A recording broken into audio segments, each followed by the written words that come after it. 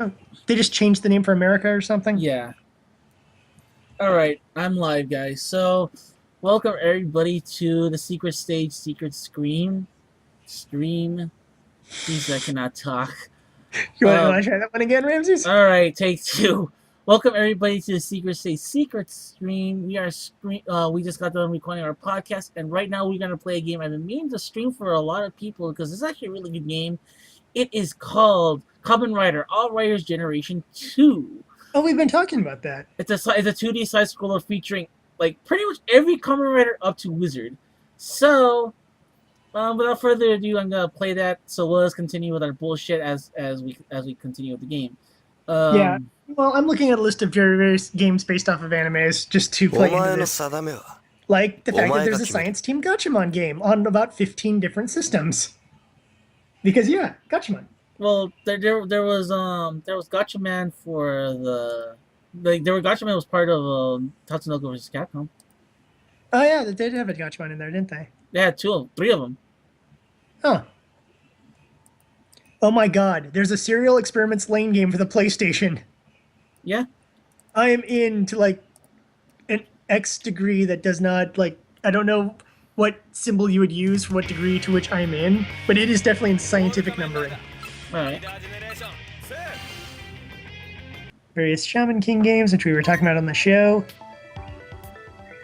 Fuck you, Lucky Star.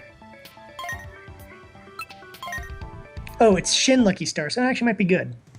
Shin always makes things better. No. Like Shin Saiyans. Shin Saiyans are pretty awesome. Oh my god. There's an Utena game for... Oh, I already knew about the Utena game for Saturn. Oh yeah, it's like a real life. Yeah, text adventure, life sim kind of thing. I knew about that. It's like choo, like grow your choo. Oh, that'd be amazing. Just like having a choo-choo Tomodachi kind of thing. It'd be great. And Soul Eaters, of course, there's multiple Soul Eaters games. I don't know if any of those ever came out here though. Oh, the whole... No, they didn't. Soul Eaters could be kind of fun to play. Yeah, I added plural to that. Bite me, people. That became a joke because of a person who I do not particularly like would use that to describe certain series where they didn't know the names of the characters, so they would use the title of the series and then put an S at the end when they were talking about the characters. Oh yeah. Which began with the phrase, the Idol Masters. I love cosplaying as one of the Idol Masters. And after that, I was like, okay, so now all the characters from Attack on Titan are just called the Attack on Titans, and all the characters from series that I don't know the characters' names of are title of series with an S at the end. So if you wonder why I called them the Soul Eaters, is because I don't know the name of any of the Soul Eaters. But it has become an amazing running joke amongst me and a handful of people. Yeah. We did get one of the SAO games. Some people like Sword Art. And sometimes they place it online, usually on DeviantArt. Well, to be fair, I think that's on the PSP and the PSV. Yes, it is. PSP and PSP, that's right here, yeah. I assume, did those things play out like kind of the Dot Hack games, where it's just kind of like a side story of that universe? Or not really, the Dot Hack games are the main story, actually. The anime is the side story, which... fucking Dot Hack. I'm surprised Dot Hack isn't on here. Dot Hack's kind of an anime. It's there. It should be right there. Oh, is it? I'll just skip it through. Oh, there it is. Tekkaman Blade, Game Boy, Super Famicom, and the NEC PC.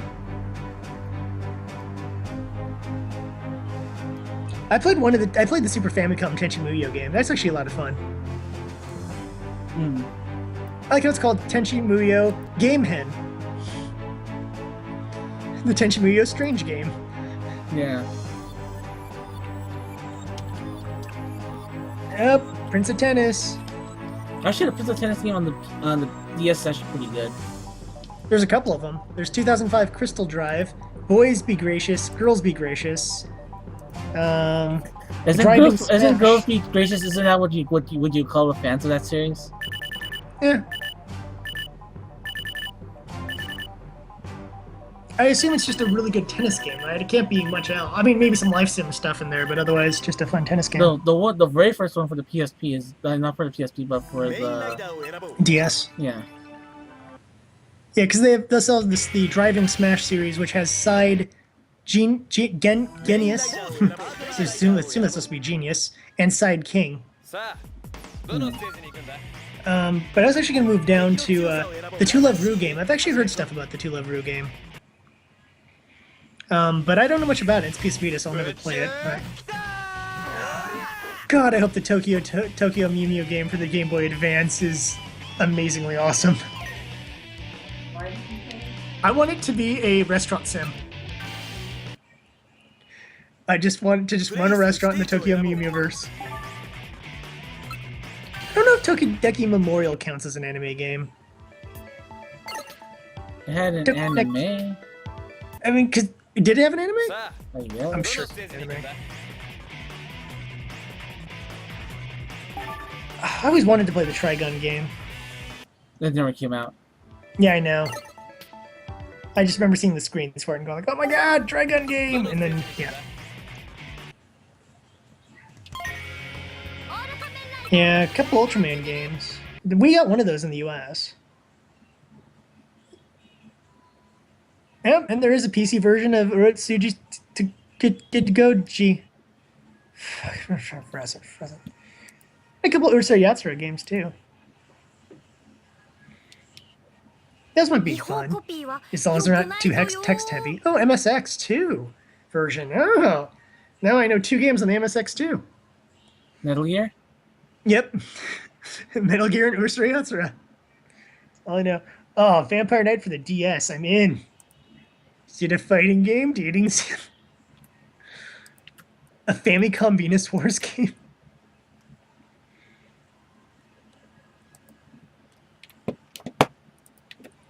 Yeah, Victorious Boxers 2. My friend played that. I've actually played Victorious Boxers for Wii. And I actually kind of had fun playing the Wii version. Because it's basically just Wii boxing, but the Ippo characters. But he had Victorious Boxers 2 Fighting Spirit, and just AI is so just pathetic.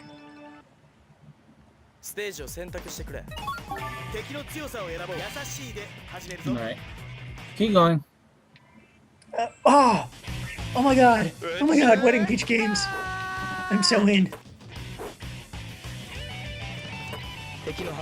There is, let's see, there's Wedding Peach for Super Famicom, Game Boy, and PC 98. And then there's Wedding Peach Doki Doki Oiro Nadashi Fashion Daisakusen for the PlayStation. Which I am hoping is just a dress-up game with the Wedding Peach characters. I'm in. I love dress-up games. I'm so kind of homosexual that way. Oh my god, there's an X game for the Wonder Swan? Why not? I didn't know there were any games for Wonder Swan. I feel like if we brought up the Wonder Swan on the podcast, we'd have to explain to people what the Wonder Swan is. The Wonder Swan was Bandai made that system? Yeah. Bandai kind of made their it was like a portable system if I recall, right? Yeah. Basically, Bandai tried to make a Game Boy, and it failed miserably. Actually, I want to say it failed miserably. Actually, it had legs for quite a while. Did it really? Yeah. Maybe I'm just too American-centric, because it never came out here. And then I know about the PlayStation X game. That's actually kind of cool. Cool little fighter. It plays like the first Zone of the Enders, because everyone's flying in the little That's where I got that joke from. What? The Love Live we nicknamed the Zelda meetup that was right before Zone of Zelders. Yeah, Zone of Zelders. Yeah, shitload of Yu-Gi-Oh games, which I will let slide because playing a card game on a handheld is fine in my book. Yeah. It's like there's no harm in playing there's no harm in that. Yeah. A lot more Yu Yu Hakusho games than I knew existed. The one for the Genesis is actually pretty good because it's actually made by Treasure. That's actually the basis for the DS ones. I played the GBA one, and the GBA one is terrible. But you can beat it in like an hour. You could speedrun that game if you could tolerate playing through it. I remember Judgment Day back when that was around, which was Tommy Tallarico and I can't remember the other guy who was on there. There's two guys from the industry, and they reviewed games. And it was not Tommy Tallarico guy. I want to say his name was Vince something. Can't remember off the top of my head, but he was like, I have to give this game a low rating because I fell asleep while playing it. He's like, this is one of the first games I've ever played that I was so bored and so uninterested that I just fell asleep halfway through this game. I couldn't complete it. I refused to go back to it. I'm giving it a D.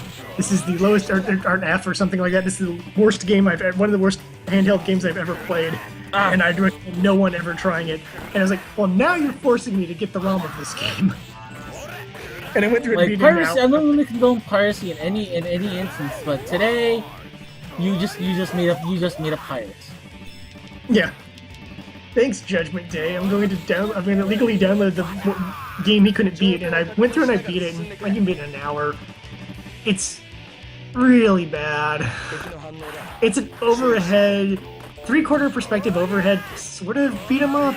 I've heard about this. Yeah, it's not. It goes through the Spirit Beast arc, so yeah, and it's not good. God, some rhythm game BS when you're doing the Genkai segment. Just. Modes. You know what? I'll play the Genesis version to have a happy. Ooh, a 3DO version. I forget how. That's the thing with the 3DO is we're always thinking of it in America where it's like, oh man, 3DO kind of sucked. And then I always see all these Japan-only 3DO games. I'm like, 3DO was pretty badass in Japan though. Yeah, I can go with consideration.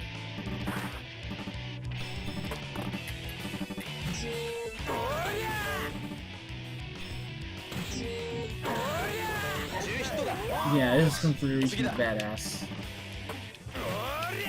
Yeah, is he going? Oh, it was kind of it, really. Well, it's just King the Devil. What I should have done is I should have been keeping note of like the games I want to hunt for. Now I didn't at all, so whatever. I can always look over this list and be like, okay, that's on the things to find list.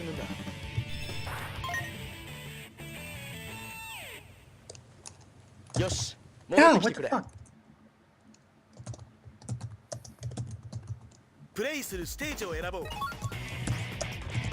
Eyes. Hexia. Okay, what did we do?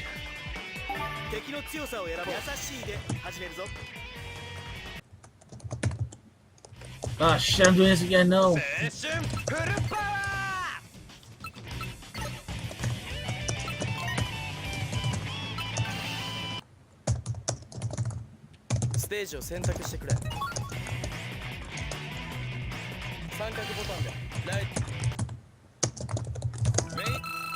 There you are.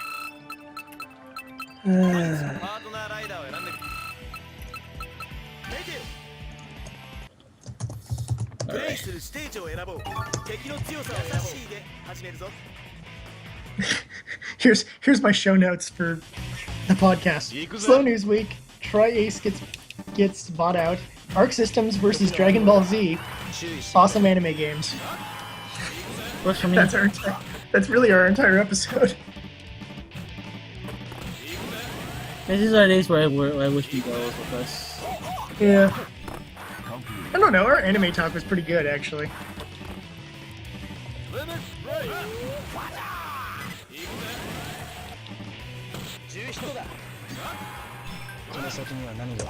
Do I gotta wait to use that? Probably? Okay. Still have editing to do, but I don't wanna.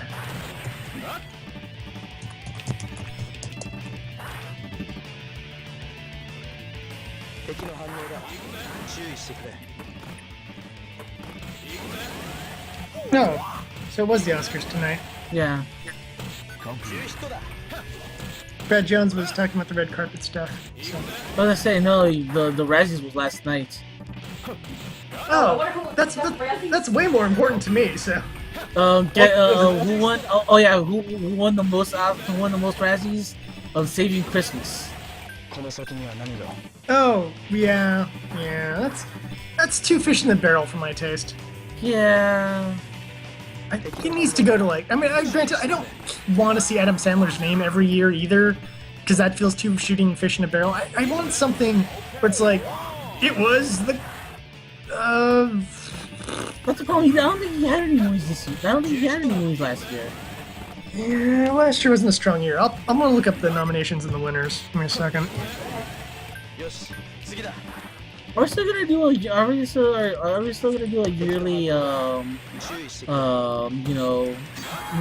movie roundup? Maybe. So the thing is, it's like I just want to gush over Mad Max for like about a couple of hours. Yeah, I get you there. It's like just give like. Okay. Oh, this begins a forced picture. No. We begin at the bottom of the list and we move up. So we do this, peoples. Razzie Redeemer Award. Let's see.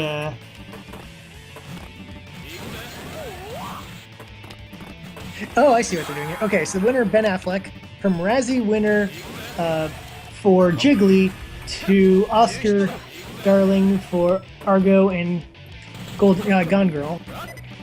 Jennifer Aniston from four-time Razzie nominee to SAG Award nominee for Cake. Well, hey, Cake is awesome. Mike Myers from Razzie winner for Love Guru to documentary director of Supermensch, The Legend of Chef Gordon. Keanu Reeves from six-time Razzie nominee to John Wick. And that one is fucking awesome. I need to see John Wick. It's just like, I feel like what would happen if someone hurt my dog. Yeah. Someone killed your dog, I'm gonna go on a killing spree now. No, it's like you don't get it. He doesn't go on a killing spree. I think he kills a lord. I think he goes on a complete another rampage on everything that's living in that general area. Still, I'm in. Kristen Stewart from Razzie winner for Twilight to the art house hit Camp X-Ray. X-Ray. That's Guantanamo Bay. Oh, is it? Yeah. Okay. Well, that happens to a lot of people. Well, I was gonna say, Camp X-Ray. You know how I know about Camp X-Ray? Because that's in Metal Gear Solid Ground Zeroes. Oh, Camp X-Ray? Yeah, that's where you're at in most of the game. So like, that's why I know. That's why I know where. That's why I know that's a horrible place because that's in Metal Gear Solid. Okay, see, here's where the thing where they're accurate on which one is the worst of all these scripts, and yet I still feel that that was not fair. So, worst screenplay: Transformers: Age of Extinction, okay. Teenage Mutant Ninja Turtles, Sex Tape, Left Behind. Winner: Saving Christmas. Now I disagree with this because Saving Christmas did not have a script. I thought it was just Kirk Cameron just ranting in front of the screen for like 20 minutes. It says written by Darren Duane and Cheston Hervey. Jason Harvey? No, Creston Hervey. Cheston Hervey. Cheston with the CH. Cheston. I feel that's BS. I feel like it should go to Sex Tape or, well, Left Behind is, I've heard Left Behind is not even good, even though it's a Nick Cage movie. And I'm like, really? Nick Cage doesn't save Left Behind? And like, nope, Nick Cage does not save Left Behind. It's in the same vein of movies as It's in that same vein as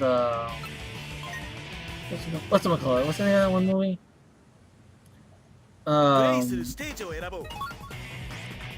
The Nick Cage Left Behind is an airplane thriller. So no, it's a which by the way is like the first 3 chapters of the book. Of a 12-book series, it is the first 3 chapters of the first book. That's what they made the movie out of. Yes, I have family that reads Left Behind. I've read the first book. I read the second book too. It's okay. It's okay. It's not bad. Left Behind Babies? I was Left Behind and then I read Tribulation Force. They're not bad. They're not great, but I've read worse books in my life. Alright. I have not read 50 Shades of Grey. heard some of the quotes. I have, but I have not read it.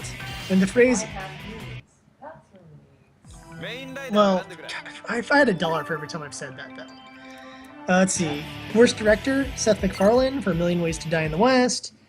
Jonathan Liebsman for Ninja Turtles. He is a fucking terrible director, but not for Ninja Turtles. Ninja Turtles is... That's not his accord. It's not as bad as Battle Los Angeles. So I give a guy points because I'm like, hey, your second movie wasn't as bad as your first movie that I've at least seen. Okay, there you go. Rennie Harlan for Legend of Hercules. That movie was fucking terrible. And that That's not the one with the Rock, right? That's not the Rock one. It's the God of War ripoff. Okay, that's the problem. There's so many other movies. There was that. There was Pompeii. There was like Pompeii's also terrible. we watched about halfway through Pompeii and it quit. When we're on bad movie night and we can't finish Pompeii, that's how bad that movie is. There's only a few movies that we got halfway through it and decided, oh fuck this. That includes Legend of Chun-Li, A Battle Los Angeles. We had a couple others in there that were just halfway through. And let's put it this way: with Legend of Chun-Li, we manned up and watched the second half of that movie the next day while sober because we're like, we have to see how this piece of crap ends. And we did. And then we have seen it again because it was on HBO or something. And we're like, okay, maybe it's not as bad as we remember. And then we watch it like, no, it's worse than we remember. Fucking Legend of Chun-Li, what the hell? Anyhow, sidetracking. Yeah, Legend. no. You know what? Never say Legend in your movie. In fact, don't put Legend in front of anything except of Zelda. No, not even Legend of Zelda movie. For God's sake, that's No, even... not the movie. Just in general. You're not allowed to use the phrase "the Legend of" unless the word after that is Zelda. Because everything else that has "the Legend of" sucks. I can't think of anything else at the beginning of the phrase "the Legend of" that came out really well.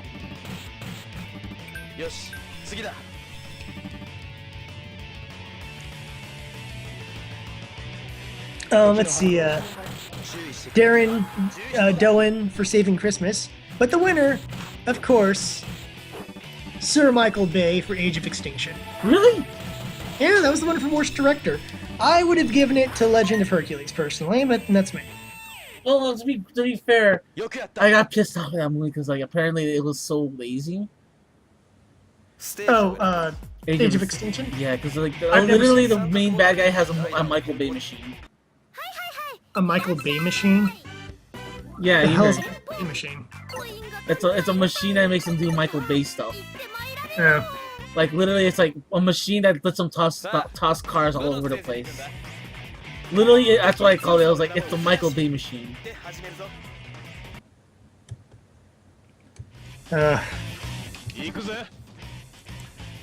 Use my groan powers to groan.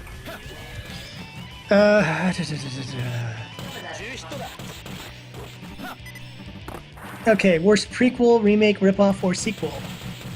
Transformers: Age of Extinction, Ninja Turtles, Legend of Hercules, Atlas Shrugged Part 3? They made a Part 3? Apparently? Where's Part 2? Like, what the fuck, Tony? Erin Rand is like rolling in her grave right now. Yeah, released by Atlas Distribution Company, oddly enough. It's like Erin Rand is like, what the fuck are you doing? It's released by a company named after the movie. I don't know who's making it. I really think they should stop because, one, you don't need 3 movies based off of Atlas Shrugged, and 2, you can get the point. You could probably synopsize that book quite well with 1 movie. But I honestly, The Fountainhead would be a way better Ayn Rand movie to do. Just saying. Yeah. The winner? Probably no surprises here, but though I feel it's very racist. Black Annie. Black Annie ended up being the winner of Best Prequel, Remake, Ripoff, or Sequel. I heard it was actually somewhat decent, not like... No, decent. it's highly racist. This totally, again, should have gone to Atlas Shrugged Part 3. Because that movie should not exist. Good point. Worst screen combo. Seth MacFarlane and Charlize Theron for A Million Ways to Die in the West. Kellen Lutz and either his abs, his pecs, or his glutes in Legend of Hercules. Okay, that's actually kind of funny. Cameron Diaz and Jason Segel in Sex Tape. I Any heard two there was no robotic chemistry between actors those or two. robotic actors in Transformers Age of Extinction. The winner, Kirk Cameron and his ego in Saving Christmas. Okay, I give you points for that one. Kirk Cameron and his ego, that works for me. I'm fine with that. Because what Worst, else? worst supporting actor, Susan Sarandon in Tammy as Pearl. I don't know what This Tammy is- is. Tammy is a movie with Jessica McCarthy. Oh, so she's like, I'm fat. It's funny because I'm fat. Yeah. It's like, huh, it is. You are. Oh my God, you'll never be Chris Farley, bitch. Sorry. And she's supposed to be starring in Ghostbusters. I don't care. I'm not gonna watch it. I don't want. Look, and not because I'm against an all-girl Ghostbusters. I hate people who are like, "You're against all-girls Ghost." No, I'm tired of remakes and sequels and all this other bullshit. Okay, come up with an original fucking idea. Like, I'll give Tammy points for that. I have not seen it, but it's probably an original fucking idea. Bridget Cameron person whose name I can't pronounce in Saving Christmas as Kirk's sister. Nikola Nikola Tesla's back from the dead. What? Nikola Peltz in Transformers Age of Extinction as Tessa Yeager. Oh, that. Okay. I don't like using. I usually don't like calling. I don't like calling anybody the B word. But yeah, that bitch is. Yeah. She a bad, but like in person or just the character was annoying. Everything. Okay. Cameron Diaz in Annie as Colleen Hannigan. Well, that all comes down to how well she can sing in my book. I don't know. Winner, Megan Fox in Teenage Mutant Ninja Turtles as April O'Neil. I feel that's just Transformers bashing in my book. I didn't think she was that bad. I think she was a bad choice, but I don't think she was bad. I mean, considering that script, I think she did as good as she could of that. I'm not sure who I'd give that to, though. But I don't know. That just feels like it's just Megan Fox bashing. Which just feels a little... Like I said, I don't like the fish in the barrel targets. Worst supporting actor. You got Kiefer Sutherland in Pompeii. Yes. That was a terrible usage of Kiefer Sutherland. Arnold Schwarzenegger in The Expendables 3. I will also agree with that. Shaquille O'Neal in Blended as Doug. I didn't know he was in Blended. But Shaquille O'Neal is usually a terrible actor. Mel Gibson in The Expendables 3. No, I disagree with Mel Gibson in Expendables 3. Winner, Kelsey Grammer in Expendables 3. Legends of Oz, Dorothy's Return, voice only. And Transformers. Thinks Like a Man 2. Wait. That's my eyes. Think Like a Man 2 and Transformers Age of Extinction. Oh, and that's all the names of all those characters after that. Well, see, that's cheating, because he had like a bunch of different bad roles. So, okay, well, I'll give that to him for any number of those. Fine. Worst actress, Gail Weiss in Legend of Hercules as Hebe. I don't even know who that is. I will assume she was the girl. Or not Gail, excuse me, Gala. Gala Weiss. I will assume she was the girl. Charlize Theron in A Million Ways to Die in the West. Melissa McCarthy in Tammy as Tammy. Drew Barrymore in Blended as Drew Barrymore. Winner went to Cameron Diaz. Oh no, I just said that. That's not her character's name. Drew Barrymore is playing Drew Barrymore. Like, that's the character she plays in Adam Sandler movies. Okay, good point. It's like, what was the name of Drew Barrymore's character in 50 First Dates? Drew Barrymore. Wasn't Drew Barrymore's character name in Wedding Singer? Drew Barrymore. What was Drew Barrymore's name in E.T.? Drew Barrymore. I keep telling you what her name is. She plays the same fucking character, except for as a little girl, because she was the little girl Drew Barrymore. Winner, Cameron Diaz in The Other Woman and Sex Tape. Good for Cameron Diaz. Fine with that. She wasn't a good actor when she was in better movies. So what the hell would make me think she's a good actor in bad movies? Well, I'll tell you this much: she ruined she ruined actually a halfway decent movie in The Green Hornet. Oh, I forgot she was in that. Yeah. I was actually enjoying the movie, surprisingly enough, and then she appeared. I'm like, this movie sucks now. The movie is not. The funny thing is, it bombed in the theaters, and it's not as bad as that would make you think, but it's definitely not a good movie. No, that's But why it's like it's made Bad Movie Night and been enjoyable as Bad Movie Night. You know, it's not like something I would pull out if I was sober, but a couple beers in, I'll watch Green Hornet and have a good time. So, even though what's his face grinds on my nerves a little bit, the guy who played the main guy in that, because he plays the Seth Rogen. yeah. Seth Rogen, he just plays the same fucking character and everything, and I'm not a big Seth Rogen fan, but whatever. It was good enough. Arguably one of it was an okay movie for what it was. Worst actor, Adam Sandler as Adam Sandler in Blended, Seth MacFarlane as Seth MacFarlane in A Million Ways to Die in the West, Keelan Lutz in Legend of Hercules as Hercules, Nicolas Cage in Left Behind as Nicolas Cage, and winner Kirk Cameron in Saving Christmas as Kirk Cameron. That one I can believe. Is like, is Kirk Cameron playing a character himself? No, he's playing himself. He's playing a caricature of himself. He's playing what people think he is, which might mean that he actually is that. That's the scary part. Worst movie we already know, but I'll go through the list anyways. Transformers: Age of Extinction, Teenage Mutant Ninja Turtles, Legend of Hercules, Left Behind, winner Saving Christmas. It's not a bad list. I disagree with a little bit, but, not bad. They talk about this, Saving Christmas sweeping, but yet, a lot of the winners were not Saving Christmas things. When Cameron Diaz was not in that, Kelsey Grammer was not in that, Megan Fox was not in that. Well, Kirk Cameron was. And Kirk Cameron was again. But, you get Annie. Well, of course, Think of Dad wasn't nominated for Best Remake. For the character or for American Sniper? Oh, I'll give him an award for both. Although I think it was better as American Raccoon. American Raccoon. That's That's the name of my band, yo. American Raccoon. I just want Rocket Raccoon to just run around on our Earth, just going blam, murder Joe, blam, murder Joe. Which, by the way, hatred for that movie, and this is a slight thing. Again, they didn't use the fucking catchphrase. Same issue I had with Avengers 1. They had multiple points where they could have used the phrase, Avengers Assemble, or we need to assemble the Avengers, or any variation thereof, and I would have been happy, but they never fucking say the word assemble in the Avengers movie, and at no point does Rocket say blam or murder jet. I don't know if they'll say it in part. Cartoon hasn't come out yet.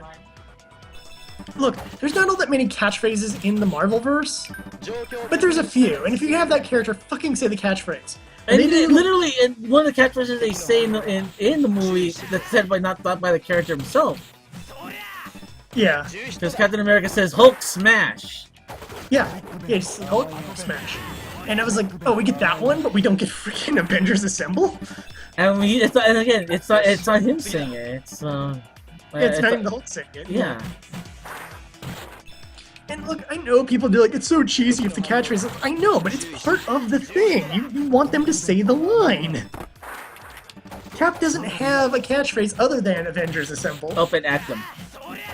Oh, that's true. Up and at them. Up and at them. Oh, up and at them. No, up and...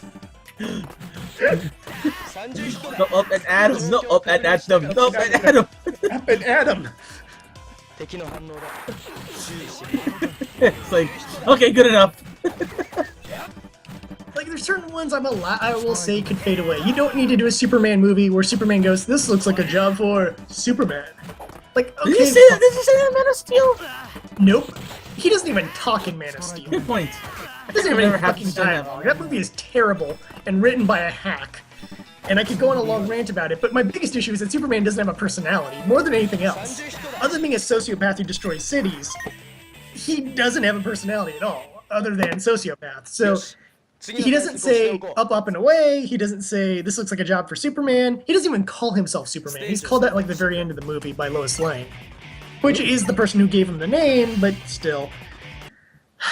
Just watch the 90s cartoon, people. It's way better. I love the 90s cartoon. That cool theme song. They got the origin story really, really well, and all his villains show up with completely different character designs than what they had in the past, but I like the character designs. They freaking got like Malcolm McDowell to voice Metallo, which made Metallo way more awesome than he's ever been and ever will be, because Metallo's pretty stupid otherwise. And not only that, it's like they introduced new characters like what's her face? What's the name of that one girl? Livewire. Oh yeah, Livewire was introduced with the cartoon, wasn't she? Yeah, she's like if Batman animated series can have Harley Quinn, and Superman animated series has Livewire. Yeah. I'm gonna be honest. I think I like Livewire a lot more than Harley Quinn in retrospect. Livewire's a lot more fun because she's not tied down to anyone else. She's her own thing. She was just like a crazy radio DJ. I kind of dug that. I liked Volcana. She appears like in one episode, I think. She may appear more, but holy crap, did they make Volcana way too hot for that thing where I'm like, I feel like I'm almost watching porn here. She is a little too hot for this cartoon.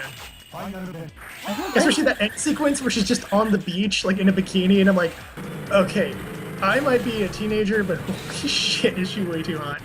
I bet it's just my memory. I bet if I rewatch it, I'm like, oh, she's not attractive. I was just a horny teenager. But I'm fairly certain if I go back and watch an episode of Volcana, I'm gonna pop a little wood. But they even did Darkseid and brought all his minions out, and they had War World for a couple episodes. God, I love War World. If I could write a I'd write a yeah. I mean, here's the thing I like about the animated series. Other than Justice League, that was the closest we were gonna get to like also like a New Gods series. Yeah. And then like seriously, like you might as well just call Justice League at times just like the New Gods. It had several episodes that focused on those characters, and I like the fact that they, well, for Unlimited rather, Justice League Unlimited had a couple of the characters in their team. But yeah, Big Barda showed up in both Superman and Justice League. Orion showed up. Obviously Darkseid and what's his face, werewolf-looking dude, Steppenwolf showed up. Shoot, who else was in there? Probably a couple others that I'm just not remembering off the top of my head because it's been a long time since I've watched through all that. I would love to watch through Justice League and Justice League Unlimited. Those are both really good series. Oh, and they even have Clone Supergirl, who they call something else, but they have Clone Supergirl. They basically have Power Girl in there. Yeah, it was basically just Power Girl without calling her Power Girl. Yep. She was Clone Supergirl, which they gave her own name. I just don't remember what it is. And she appears in like 2 episodes. But that's what she was, because like the costume and everything was Power Girl. You might as Yeah, well it's costume. They just didn't call her that. And they even had Epilogue, which was an awesome episode because it included Batman Beyond. Gave you the feels. Let me see what I can buy here. I freaking love Waller in the Justice League series. Oh my god, do I love how they did Waller. They didn't even tone her down. They kept her just as much of a bitch as she was in the comics. I love Fat Waller. Fat Waller, change. That was my thing when Assault on Arkham, which is essentially a Suicide Squad movie, even though they call it Batman Assault on Arkham. My friend was watching that, and he's like, it's everything. They even have KG Beast. I'm like, oh my god, KG Beast! It was like, all I needed to hear was KG Beast, and I'm like, I'm freaking in. I am watching this. But I remember my friend live texting me as he was watching through Assault on Arkham, and then he eventually showed it to me. But one of the things that was in there, I was like, what version of Waller do they use? He's like, Fat Waller. I'm like, yes! I loves me some Fat Waller. I don't need this thin Waller BS. Waller should not be capable of fighting because she has other people to do that for her. And I think it's what the New 52 is like, oh no, she's a capable fighter. I'm like, that's not she's a mastermind, not a fighter. Like, that would be like, look, Lex Luthor is allowed to fight when he has his, like, power armor. But beyond that, Lex Luthor should be able to get his ass kicked by the least of the superheroes in a hand-to-hand fight. Lex Luthor should not have the martial arts skills of Batman. That's just not how that should work. The only balance for him is the power armor. And the fact that he has that kryptonite necklace or whatever he has, or his ring, or I know he has some sort of neck. It changes based on whoever's writing it, but he always has some sort of chunk of kryptonite on him. Which is always good to keep a radioactive rock close to your heart or, on your hand, because there's nothing bad that can ever happen by having too much radiation around your body at a continuous time. But then again, Batman also keeps a chunk of kryptonite with him at all times. But the suit is made to contain that kind of bullshit. Yeah. But I don't like Waller as this like elite secret super agent that they made her in the 52. I'm like, no, she's a mastermind. She manipulates people. She plays both ends against the middle and wins because of it. You're losing the essence of the character if she's a fighter. Now, in God, there was a prequel series they did called like Secret Team or Secret Team 7 or something like that. I can't remember specifically what it was called, something like that. And it basically had Black Canary before she was Black Canary, where she was still Dinah Drake, or Dinah Lance, I can't remember which last name they used. Her husband, who dies in that series, a younger Waller, who was pretty badass, Deathstroke, because Deathstroke, a couple other characters who I don't remember off the top of my head. And I have like one original guy who was like the fish out of water character for the team, and two other people who I think were name brand or they were Wildstorm characters or something. But it was kind of a cool little like super spy team, and I kind of dug it for what it was. And it gave backstories for all the different characters, so you know, it gave them new backstories. And look, I'm fine with Amanda Waller being like a younger. Even though timeline-wise would make no sense for her, it's like, what? It's like 6 years ago, I was a super thin super spy, and now I just let myself go. We completed our mission, and I decided to just up some Haagen-Dazs and eat the hell out of Italian food. It's a steady stream of pasta and Haagen-Dazs. Like, that would make no sense, but if they did something like that as an Amanda Waller, like a 20-something Amanda Waller versus like a 40-something Amanda Waller, I think I'd be fine with that. It's just she's still like in her like late 20s or early 30s, and I'm like, how are you this high up in the American government as a super spy at that young of an age? Like, Nick Fury is always older as a super spy, or as the leader of a super spy organization, for a reason. Because it would make sense that he paid his dues and got all the way up there. And now young Nick Fury, or Black Nick Fury, or whatever you want to call him, Ultimate Nick Fury, who somehow stumbled into the main Marvel Universe, Nick Fury, is younger, but he's taking orders from Maria Hill and from the other chick who was in control of S.H.I.E.L.D. for a while. Earthquake, whatever the fuck her real name is. I don't remember off the top of my head. But whatever. You know, different people have been in charge of S.H.I.E.L.D., and he's kind of worked for them. Oh, why did I do that? Because he hasn't earned his stripes yet, so... I don't know, it's just... It's the writer in me ripping on bad writing and bad planning. And it's midnight. Sorry. Not your fault. I'm still awake, and I'm still kind of wanting to game and stuff. But I have someone who has I have someone else who needs to sleep in this household, so I'm going to try some lights and quieter. Are you checking the stream? I am not. I've just been ranting and reading over other stuff that was not necessarily related to that, instead of editing audio, which I'll probably just save the audio and edit it tomorrow. We should have a few time delay gaps. I'll load up the Twitch stream. I'm actually curious about this game. Just been... You know me, I can get on a long comic book rant. Yep. It's what I do.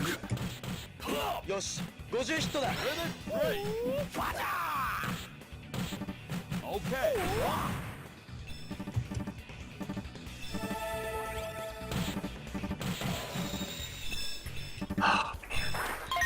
The more I'm thinking about it, the more I'm like, man, if I could write for DC, I'd love to do a War World story and do it kind of like a tournament fight anime kind of thing.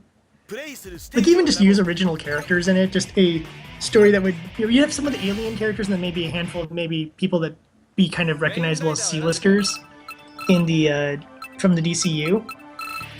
And just have it as its own little mini-series that's just this cool tournament arc where you're watching all these cool aliens just beat the living shit out of each other. I bet people would get into it, because, you know, I mean, it might just be me as an anime person wanting to... No, you unlocked like nobody. Well, I look like my two favorite Kamen writers. Oh. Silver and Red? Forze and Double. Well, not Forze, okay. Double. O's and Double. Who's the silver guy? He looks pretty badass. That's Forze. He looks pretty badass. That's the newest, or was the newest series. Like 5 years ago. Yeah, 4 years. Wait, but it's like the one 3 who has years the ago. art. It's the art style by what's his face from Nadesco and stuff. He did some of the designs for that. Yeah. That's the reason I know. That's Kiyasumiya's design, yes. Yeah, Kiyosumiya, thank you. If I was gonna like watch a Kamen Rider series, where should I begin? No, 1971. Double. Okay. I assume like the Super Sentais, they have almost no connection with each other, and you can just enjoy them for what they are. Yeah. Same thing with Kamen Rider. They all don't have like a connected universe. Well, that's just for the like team up movies or whatever, I imagine. Yeah. Although I think what is it, Decade or whatever, that like does some sort of weird multiverse thing. Yeah. That's actually not the best series to start off with, oddly enough. I just would feel that I wouldn't get any of the references. I feel like I'd be watching Pirate Rangers, and I'd just be like, I don't know what any of this shit they're talking about is. Yes, I know Pirate Rangers isn't called Pirate Rangers, but I call it Pirate Rangers because they're fucking Pirate Rangers. Yeah. Well, that's what they are. Literally, that's the name of it. Pirate. Go Kaiger. It's supposed to be a play on Kaizoku, Oh, okay. and Kaizoku literally means pirate. Yeah, so good. I hate the American version of that show. It really pisses me off. Pirate Rangers. I hate the American Super version. Mega Force. Yeah, that just really annoys. Like, I'm not even like a Super Sentai purist. I just watching that show offends me on such deep levels because of how poorly written it is. And even little things that I'm like, okay, that's kind of funny, but it also pisses me off. Like, where one of the characters goes, "Wait, I was black and now I'm green. Why is that?" And then the Zordon Oh archetype. shit! I didn't know goes, they could do that. What? You'll see it right now. Head shop, okay. So I assume when you have the little 3 blocks coming up, that's just switching your battle mode, right? Yeah. Okay, oh, your team up attack? I didn't know they had a team up attack. Oh, And the thing is, that's like the Look at most powerful wings. forms.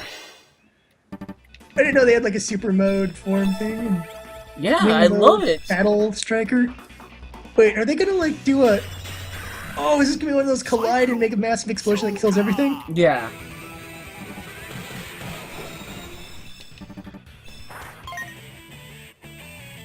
That's probably way more useful against a boss and a bunch of minions, but still. Well, that was a boss and a bunch of minions. Oh, was that? Yeah. Okay, well then awesome sauce. That was a good way to wipe them out. And plus you get a giant crystal thingy and swags. Stage clear! The stuff I'm So buying. then how do you unlock the characters on this? You just keep on playing until they appear. Okay. I thought you did specific challenges or whatever to get the characters you liked. Oh, cute anime girl. Which writer is she? I'll watch that series. No, she's not a writer. She's like their like friend. Yeah. So she doesn't have her own series, is what you're telling me. No. Oh. I no longer care about Kamen Rider. That doesn't have a cute anime girl in it. If you want a cute anime girl, go for what was it? Go for Deno, because they have like practically a cute anime girl in that series. Hmm. I mean, granted, it's live action, so you know you can only be so anime in real life. No, well, she literally is just like a cute anime girl in real life. I mean, it's the reason I liked Akiba Ranger. Oh yeah. Because that was a hell of a lot. I never saw season 2. I just watched season 1, but I loved season 1. Season 2 is great. They make fun of Power Rangers. The whole series is... Oh wait, American Power Rangers? Yes. Nice. Oh hell, American Power Rangers made fun of Japanese... I don't remember which series that was. One of the series they made fun of, like the Japanese version in an episode, and I was like, oh guys, that's not cool in my book. And that would be Dino Thunder. Was it Dino Thunder? Yeah, because that was one of the seasons I actually watched. That wasn't cool in my book. Fuck! I have enough to destroy him. There you go. You can only do it once. Okay.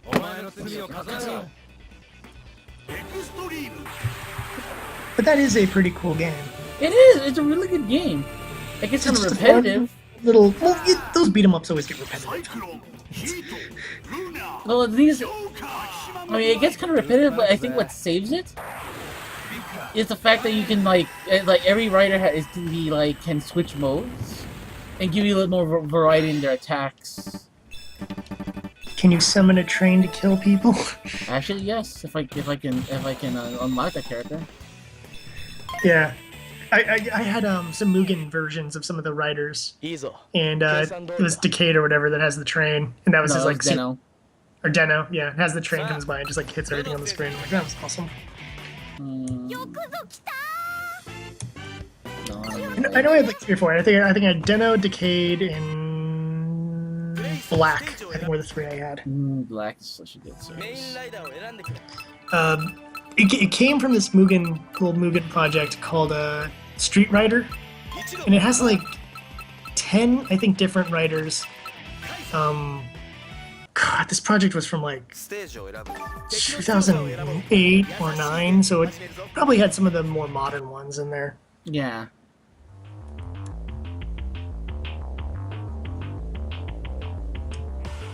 Ooh, a bus. But I had to get Black because it's the only one I recognize because of America. Something, something, something, something. 遊び方を教えてやるよ。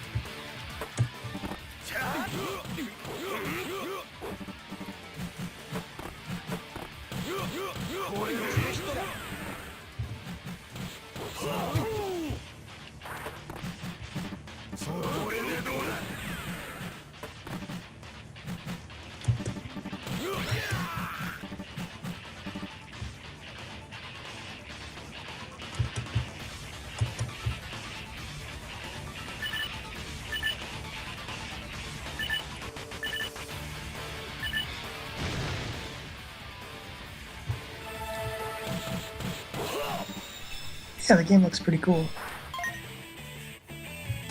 I mean, yeah, it's a great game. And what I like is that like the sprite work is really good in this game. That's always good. But yeah, I was looking at the graphics. I'm like, this looks kind of cool. They made them sort of chibi-ish, but not quite. No, they're pretty full size for what they are.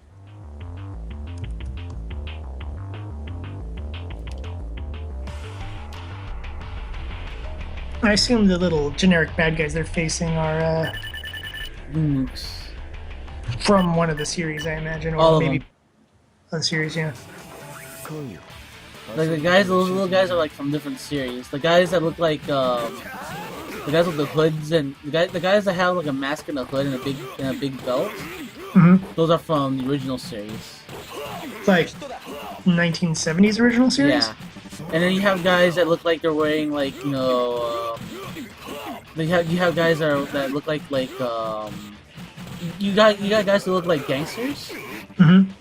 Those are the Masquerade from Double, and you got like the monsters that have like that looks like they got their eyes covered, and those are worms from Kabuto.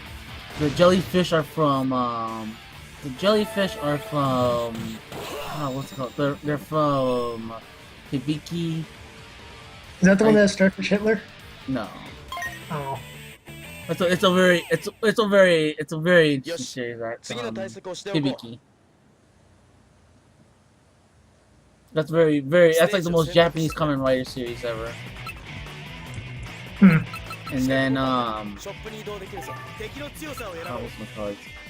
there are other ones that I'll point out as it comes. It's just like there's so many like Mook types in this game. Like that's why it's like there's all of them in this game. I'm like, no stone was left unturned. Well, And like, I mean, you're gonna do an anniversary kind of thing. You may as well. not even anniversary. It's just like this game was just just made on the fly. The first game was made on the fly. This game just improves on it. No. I thought it was one of those like, hey, it's been like 20 years. Let's do an awesome game. No. Huh.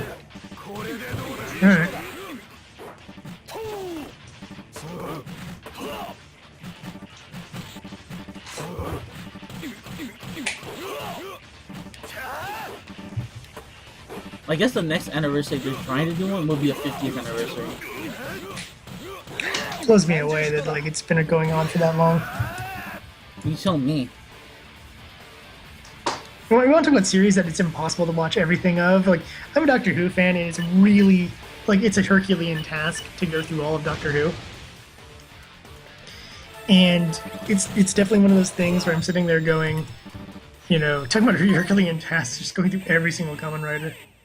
Like, at least with Doctor Who, there are stories you can skip because they add absolutely nothing to the plot line. So there's things like that where I'm like, oh, you can skip like these stories here if you can't find them. And some of the stories are just lost.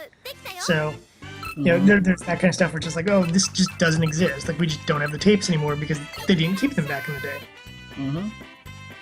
It's just, you know, how it was done. You need to make room. We have that. There's a lot of American TV shows that are also lost like that. They just weren't sci-fi gems that have been cherished by people around the world.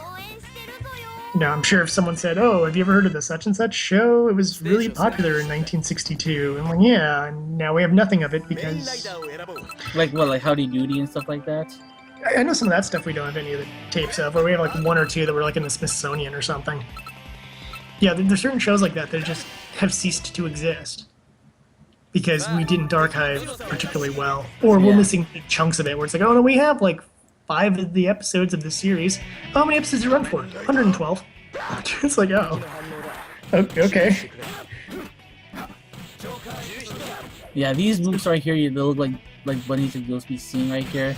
Those are from Stronger. Okay. That's the one. Wait, no, that wasn't the one with Starfish Hitler. No, X was the one with Starfish Hitler. That was a weird series though. X was a weird one because they had like not only did they have Starfish Hitler, but they had Aunt Capone. Really? Yes. Oh my gosh. And it's like they had like whatchamacallit, Caesar, Napoleon something or another. It was every villain just based off of a Every monster was named off like, you know, a different like, you know, thing. A dictator. Yeah.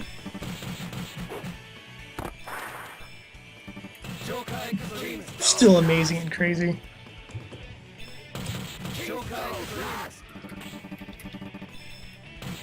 I think after that song, I think I'm gonna be done. I'm starting to get a bit tired. Yeah, I don't blame you.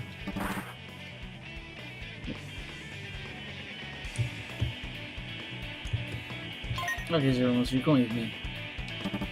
Oh, I switched to Zeromos. Okay, cool.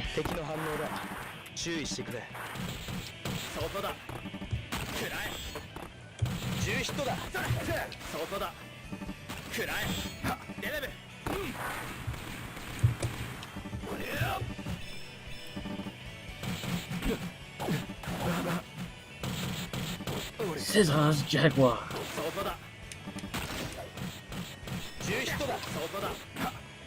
He'll always be jealous of his brother Jet. Well, no, that was another weird stage where it was like, oh, let's make all the mooks, let's make all the monsters of the week just these. Let's combine 2 items and make them an animal and an item, and let's put them together. So yes. I was even trying to come up with something that like, oh, that's just like, and I'm like, I can't think of anything that's just like. Like, I guess it's kind of like Mega Man X with like. Actually, yes. Because it's just, you know, animal plus some sort of other thing. You know, Yeah. You know, Sting Chameleon, Chill Penguin, Flame Mammoth, Storm Eagle.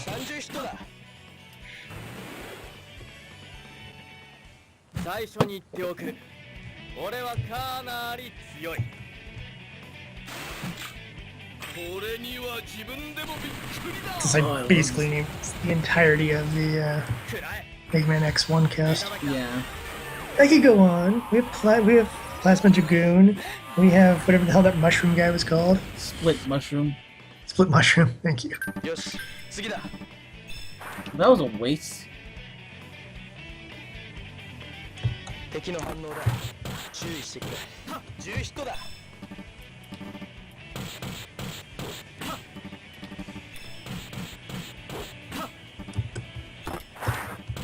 30ヒットだ。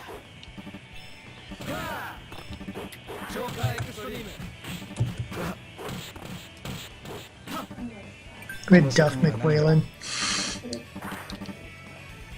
There's an interesting story about that, about those names.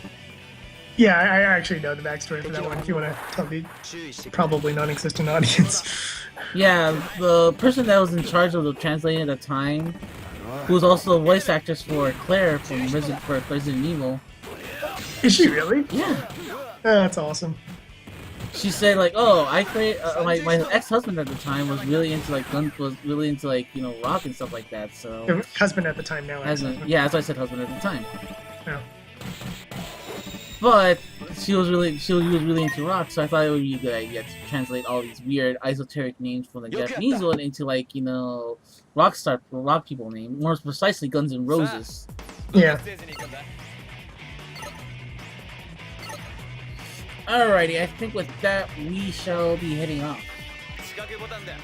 Alright, so you can find us in multiple places. You can find the main website at scarlet-rhapsody.com. That's where we host all our podcasts and all that good stuff. And then you can go on Twitter. You can find us at SR_Stage. You can find us on both Facebook and on YouTube by searching for Secret Stage Games, all one word. And that's about it. So, Jared, any last words from you? No, not really. Just stay tuned for the show. It'll be out a little later this week. And it'll be fun times with Jared and Ramsey's talking about anime games. Alrighty. So with that in mind, I am heading off. I don't think anybody else is gonna hop on later. So, so game over, and winners don't do drugs. That's right.